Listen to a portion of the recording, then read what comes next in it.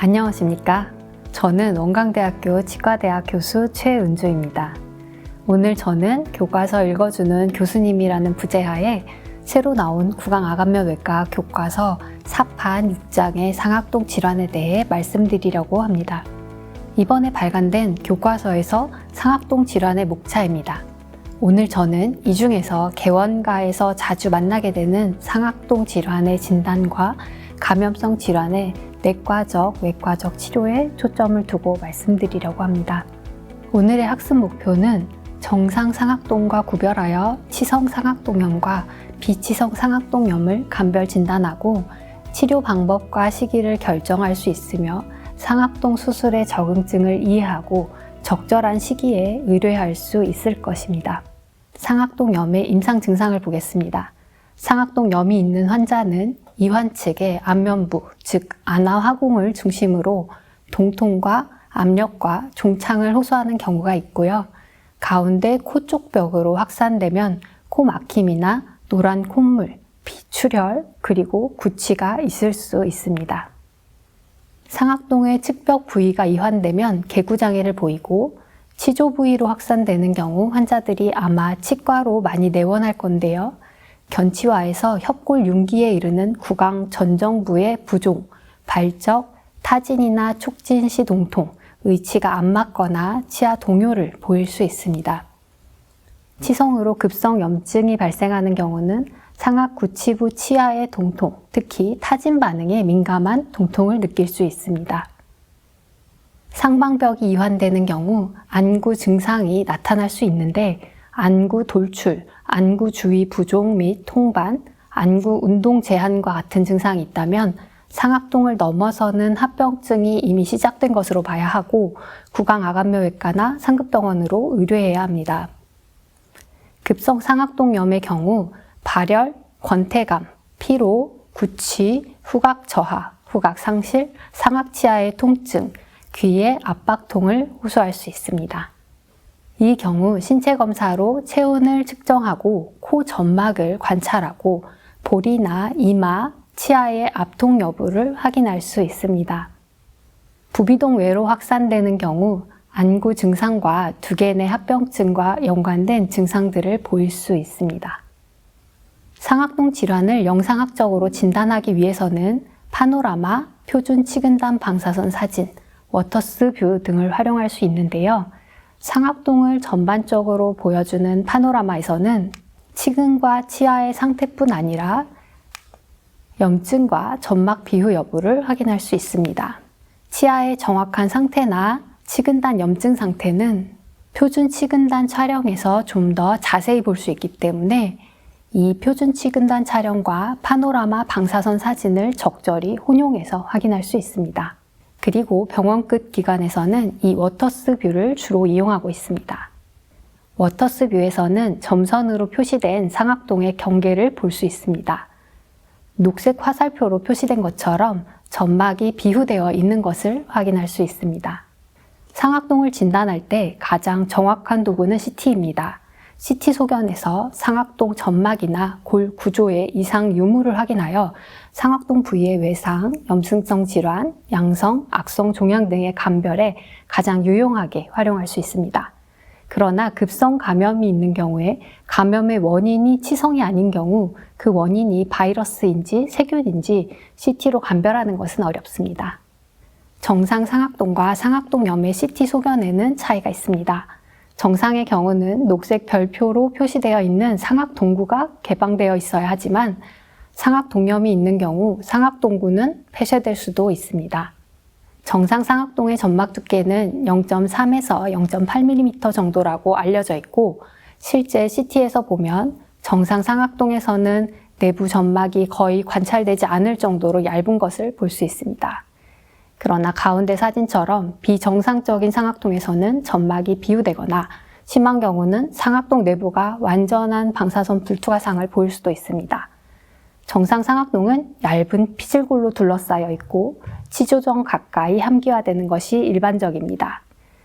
그렇지만 상악동염이 있는 경우 상악동을 둘러싸고 있는 협축골이 두꺼워져 있는 경우가 많고 이렇게 두꺼운 상악동 벽을 가지고 있는 환자들에서 상악동염이 빈번하게 관찰됩니다. 정상 상악동의 내부는 공기가 채우고 있기 때문에 완전한 방사선 투과상을 가지지만 비정상 상악동은 불규칙한 방사선 불투과상을 보이는 경우가 많고, 이 중에 상악동 내부에 농양이나 혈액이 축적되어 있는 경우는 CT 촬영 시의 환자의 자세에 따라서 중력에 의해 액체가 바닥면에 고이고 이것이 기체와 만나는 에어 플루이드 레벨이 형성되는 것을 볼 수 있습니다.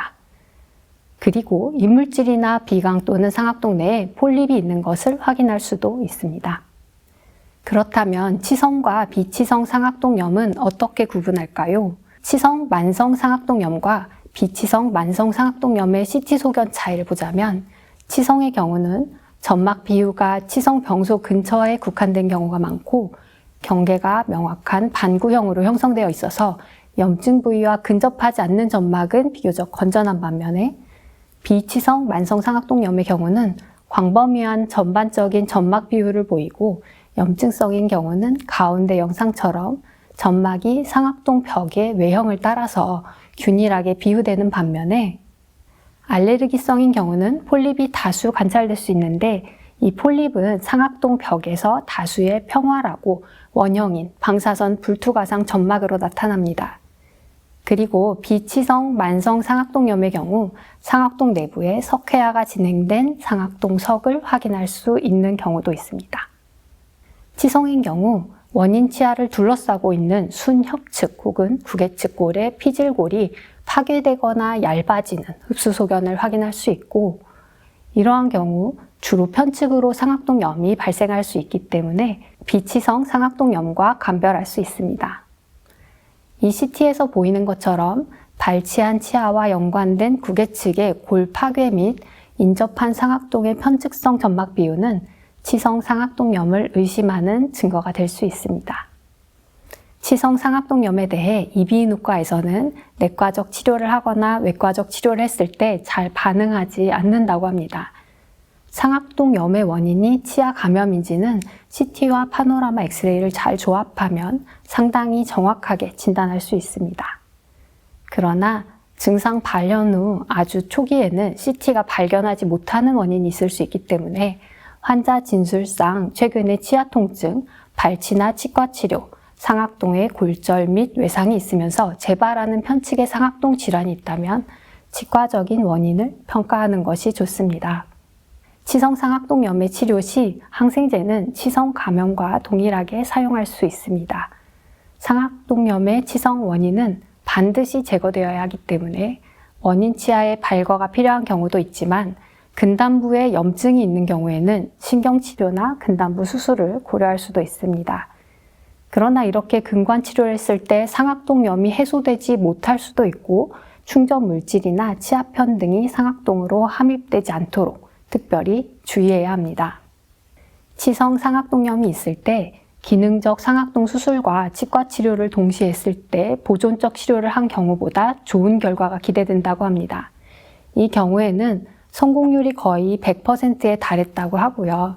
그래서 보존적 치료가 실패한 치성 상악동염의 치료에 대해서는 치성 원인을 제거하더라도 상악동염이 잔존할 수 있는 가능성에 대해 미리 설명하고, 상악동염이 잔존한다면 내시경 수술이나 기능적 상악동 수술을 위해 구강아간면 외과로 의뢰해 주시면 되겠습니다.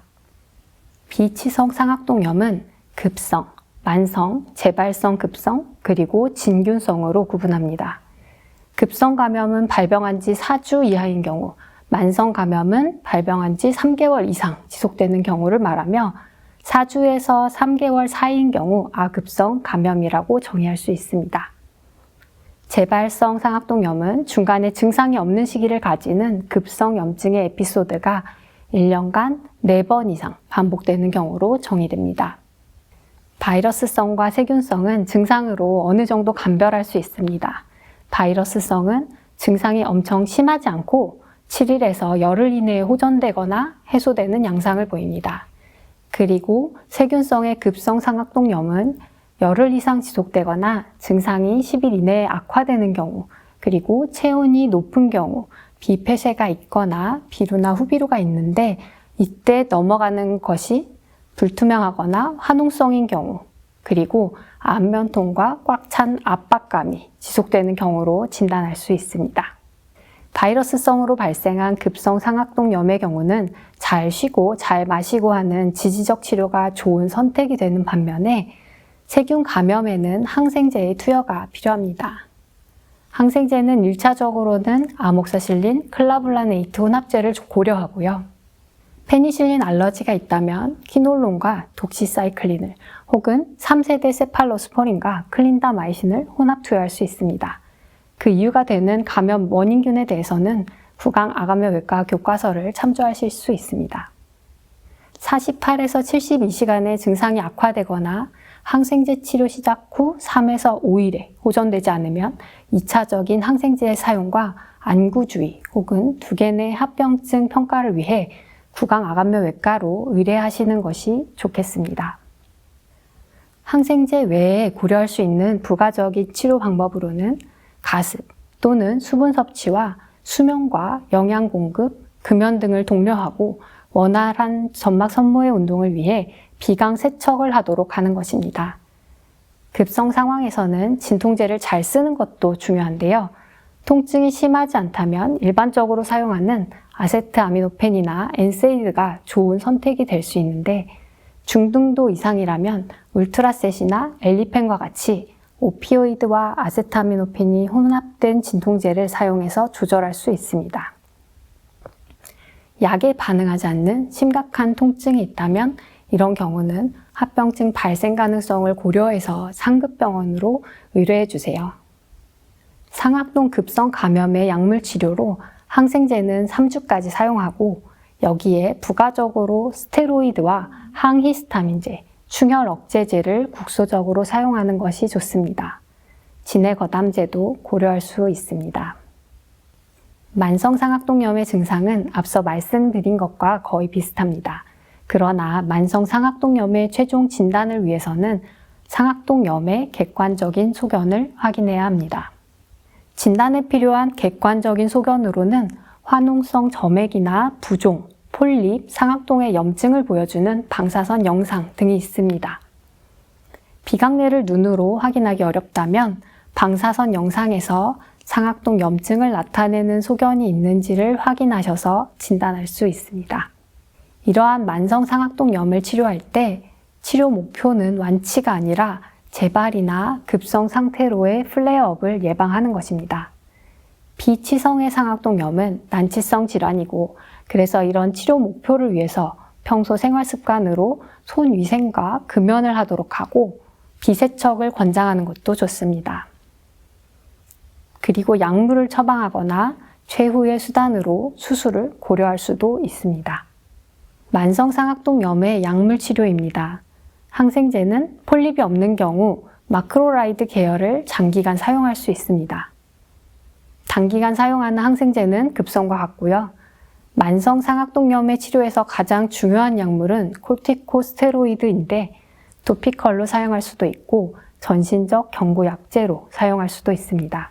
알러지가 의심되는 환자에서는 안티히스타민이 효과적이고요. 마찬가지로 디컨제스턴트나 진해거담제를 사용할 수 있습니다. 혹시 치료에 반응이 없는 만성 혹은 재발성 상악동염 환자가 있다면 면역 결핍이 있는지를 확인하는 것이 중요할 것 같습니다. 상악동에만 국한되지 않고 기관지염이나 기관지 확장증, 중이염이 동반되었다면 면역 결핍 상태를 의심할 수 있고 혹은 이런 면역 결핍과 관련된 질병이 있는지 확인해 보는 게 좋습니다. 진균성 상악동염은 non-invasive 폼과 invasive 폼으로 분류할 수 있습니다. 면역 결핍 환자들은 인베이시브 폼으로 진행할 가능성이 있고 그래서 면역 결핍이 있는 환자들은 빨리 상급병원으로 의뢰해 주시는 게 좋겠습니다. non-invasive한 진균성 비상악동염에는 국소화된 진균의 집락화, 펑걸볼, 알러지성 진균성 비상악동염이 있습니다. 국소화된 진균의 집락화는 진균은 있으나 알러지는 없는 것을 말하고요. 증상은 거의 없으나 내시경으로 진균 덩어리를 관찰할 수 있으며 상악동을 세척하거나 단순히 긁어내는 것만으로도 치료가 가능합니다. 펑걸볼은 방사선 영상에서 균질하거나 불균질한 불투과상을 보이고 무증상이거나 만성적인 노란 콧물을 보입니다. 수술로 간단히 점액, 농성물질을 제거할 수 있고 이 경우 잘 재발되지 않습니다. 그러나 환자가 면역 억제 상태라면 인베이시브하게 나타날 수도 있음에 유념해야 합니다. 알러지성 진균성 상악동염은 진균에 대해서 환자가 알러지 반응을 보이고 폴립이 있으며 최종적으로는 컬처나 조직 검사를 통해 진균을 확인함으로써 진단할 수 있습니다. 상악동염의 수술에 대해 말씀드리겠습니다. 상악동염의 수술 적응증은 약물 요법을 함에도 불구하고 점점 감염이 확산되는 경우가 있겠고요. 감염원의 제거가 필요한 경우가 있습니다. 폴립이나 비중격 치료가 필요한 경우 혹은 침윤성 진균 감염이 있는 경우가 여기에 해당됩니다. 그리고 비강이나 상악동의 종양 진단을 위해서 조직 검사가 필요한 경우가 있습니다. 수술 목표는 완치라기보다는 상악동염이 장기적으로 관리될 수 있도록 상악동으로 약물 전달이 잘 되도록 하는 것과 증상과 삶의 질을 개선하는 것입니다. 그래서 조기에 수술을 하고 약물 치료를 유지하는 것도 하나의 전략이 될 수 있습니다. 상악동염 수술 후에 발생하는 술후 상악낭은 옛날 방식의 칼도엘룩 수술과 하비도 상악동 개통 수술의 합병증으로 발생합니다. 술후 상악낭으로 치과에 내원하는 환자들은 CT에서 하비도 부분이 보라색 화살표처럼 개통한 흔적이 남아있으나 거의 막혀 있고요. 중비도와 상악동구도 막혀 있으면서 별표 부분처럼 비관과 연결된 상악동구가 없는 단방성 혹은 다방성의 방사선 투과상들이 관찰됩니다. 이러한 경우 이 공간 자체도 위축되어 있는 것을 볼 수 있습니다. 이 방사선 투과상의 병소 내부는 녹색에서 갈색을 띠는 점액이 채우고 있는 경우가 많습니다. 그래서 최근에 POMC의 수술은 우측 CT처럼 중비도를 개방하여 생리적 상악동구를 유지하는 데 초점을 맞추고 있습니다. 상악동에 발생하는 대표적인 양성병소는 가성낭과 점액 저류낭입니다. 이 가성낭과 점액 저류낭은 임상 방사선학적으로 구분하기 어려울 정도로 유사하지만 조직학적으로 가성낭은 섬유성 결합 조직으로 이장되어 있고 점액 저류낭은 상피로 이장되어 있다는 차이가 있습니다. 둘 다 임상 증상은 없는 편이고 방사선 영상상 돔형이나 구형의 경계가 명확하고 내부가 균질한 연조직 밀도의 병소를 보입니다. 이와 구분되는 양성병소로 점액류가 있습니다. 오른쪽의 저류낭과 다르게 점액류는 유가조직으로 이장되고 염증세포를 포함합니다. 상악동구를 폐쇄시키고 상악동 내부를 완전히 채우고 팽창시키면서 고를 흡수시키는 특징으로 저류낭과 구분할 수 있습니다. 다음으로 폴립인데요. 폴립은 원래 낭이 아닌 종양으로 정의되는 단어이지만 상악동에 생기는 폴립은 깊은 층인 라미나 프로프리아에 체액이 축적된 경우로 정의됩니다. 제거하더라도 20-30%는 재발하는 것으로 알려져 있습니다. 상악동에는 지금까지 말씀드린 것 외에도 치성낭과 치성종양이 발생할 수도 있고 이외에도 다양한 종양들이 생길 수 있습니다.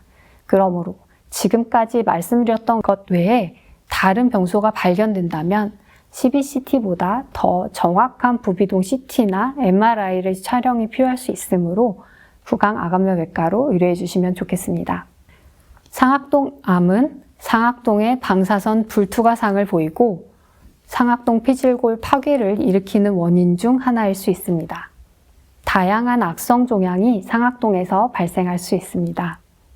오른쪽 사진에서 좌측의 치조 돌기까지 침윤한 악성 종양의 양상이 보이고요. 그래서 상악동의 팽창이 관찰되거나 혹은 발치를 하는 상황에서 발치와 내부에 광범위한 염증성 조직이 발견되는 경우, CBCT로 상악동 벽에 파괴가 관찰되는 경우 지체 없이 구강암외과 등 3급 병원으로 의뢰하는 것이 중요합니다. 왜냐하면 상악동암은 초기에는 무증상이거나 만성 염증성 질환과 유사한 임상적 방사선학적 소견으로 인해 발견하기 어렵고 늦게 발견되는 경우가 많기 때문입니다. 이와 같이 상악동의 악성 종양은 다른 구강암의 경우와는 달리 자맹성이며 인접 구조물이 침습된 후에 발견되기 때문에 가급적이면 조기 진단 및 치료를 할 수 있도록 노력해야 합니다. 오늘 제가 상악동에 대해서 말씀드릴 내용은 여기까지입니다. 경청해 주셔서 감사합니다.